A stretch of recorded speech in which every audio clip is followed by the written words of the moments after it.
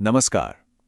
कभी ये सोचा है कि जब कोई आपदा आती है तो कुछ समाज पूरी तरह बिखर जाते हैं, जबकि कुछ और भी ज्यादा मजबूत होकर सामने आते हैं।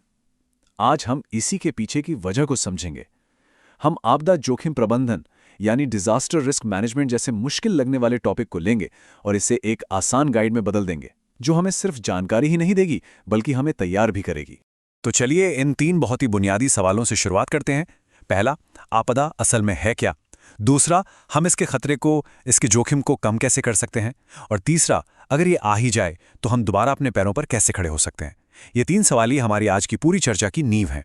देखिए, किसी भी समस्या से निपटने के लिए पहले उसे ठीक से समझना बहुत जरूरी है ना? तो सबसे पहले आइए आपदा या डिजास्टर शब्द के सही मतलब को समझते हैं और जानते हैं कि ये कितने तरह की हो सकती हैं। आपदा कोई मामूली घटना नहीं है।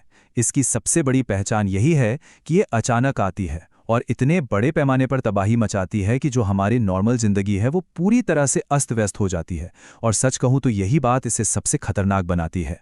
मोटे तौर पर देखें तो आपदाएं दो तरह की होती हैं। एक तो वो जो कुदरती हैं, जैसे बाढ़ आ गई, भूकंप आ गया, और दूसरी वो जो कहीं ना कहीं इंसान की अपनी गलतियों का नतीजा होती हैं, जैसे कोई इंडस्ट्रियल एक्सीडेंट हो गया है या फिर बढ़ता हुआ प्रदूषण। और हाँ, नुकसान पहुंचाने में दोनों ही एक से बढ़कर एक हैं। तो बात घूम फिरकर वहीं आ जाती है। अगर दुश्मन को जानते हैं तभी तो उससे लड़ पाएंगे। सही है ना? बस आपदा को समझना ही बचाव की तरफ हमारा पहला और सबसे जरूरी कदम है। ठीक है, तो अब हमें ये तो पता चल गया कि आपदा क्या होती है, लेकिन अब एक और अहम सवाल पर आते हैं। रिस्क यानी जोखिम। कभी सोचा है कि ऐसा क्यों होता है कि कुछ लोग या कुछ जगहें किसी आपदा से दूसरों के मुकाबले कहीं ज्यादा प्रभावित होती हैं? रिस्क या जोखिम, ये शब्द हम अपनी रोज की जिंदगी में बहुत इस्तेमाल करते हैं, लेकिन जब हम डिजास्टर मैनेजमेंट की बात कर रहे होते हैं तो इसका असली मतलब क्या होता है? चलिए इसे समझते हैं।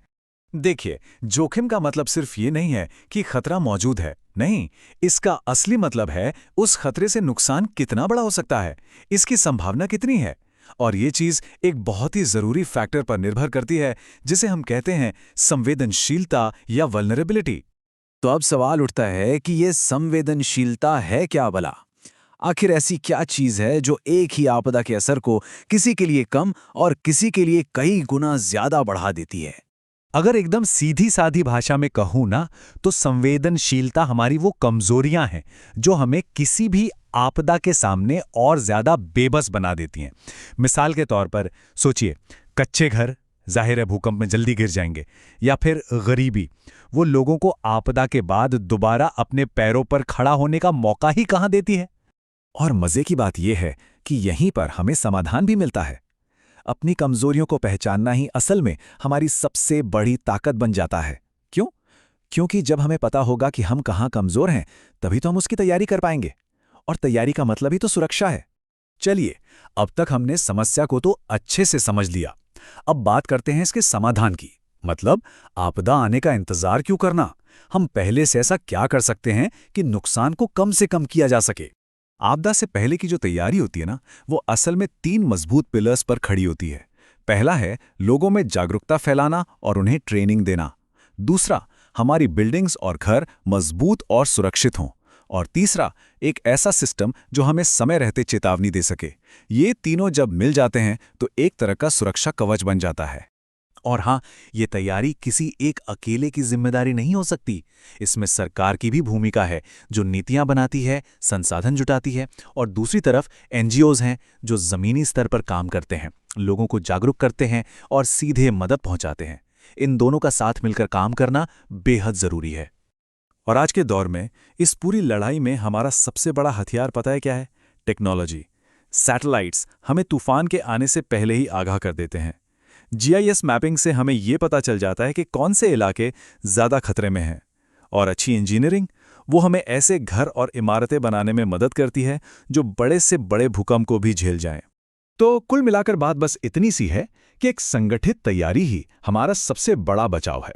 जब सरकार, समाज और टेक्नोलॉजी ये सब एक साथ एक टीम की तरह काम करते हैं, तब हम किसी भी आपदा का सामना करने के लिए सही मायने में तैयार होते हैं।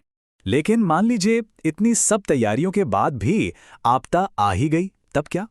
अब बात करते हैं उन शुरुआती, बेहद नाजुक घंटों की जब हर एक मिनट कीमती होता है और एक सही एक्शन कई जाने बचा सकता है। आपदा के ठीक बाद फौरन 3 चीजें सबसे ज्यादा जरूरी हो जाती हैं। पहला, जाहिर है, सर्च और रेस्क्यू ऑपरेशन। दूसरा, लोगों को सुरक्षित जगहों पर पहुंचाना और उन तक राहत सामग्री पहुंचाना। और तीसरा, एक ऐसी चीज जिसे हम अक्सर भूल जाते हैं, वो है लोगों का मनोवैज्ञानिक प्रबंधन, मतलब उन्हें मेंटल सपोर्ट देना। आपदा का जो जख्म होता है ना, वो सिर्फ शरीर पर नहीं लगता, वो मन पर बहुत गहरा असर छोड़ता है। उस समय जो डर होता है, तनाव होता है, अफवाहें उड़ती हैं, उनसे लड़ने के लिए मेंटल सपोर्ट देना उतना ही, बल्कि शायद उससे भी ज्यादा जरूरी है जितना कि खाना या दवाइयां देना। इस स्टेज का मतलब रिस्पॉन्स के समय का बस एक ही गोल्डन रूल है, स्पीड और कोऑर्डिनेशन, यानी रफ्तार और तालमेल। आपदा के वक्त हर सेकंड की कीमत होती है, इसीलिए जितनी भी रेस्क्यू टीम्स हैं, उनका एक साथ मिलकर तेजी से काम करना ही जिंदगियां बचाता है। चलिए, तूफान तो गुजर गया, लेकिन असली चुनौती तो अब शुरू होती है, पुनर्निर्माण और पुनर्वास की।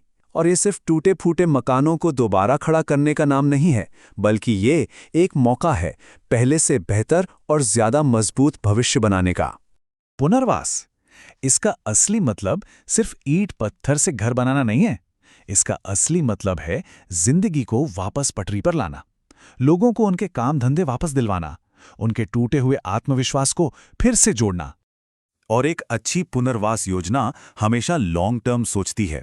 इसमें सिर्फ घर नहीं बनते, बल्कि ऐसे घर बनते हैं जो अगली आपदा को झेल सकें।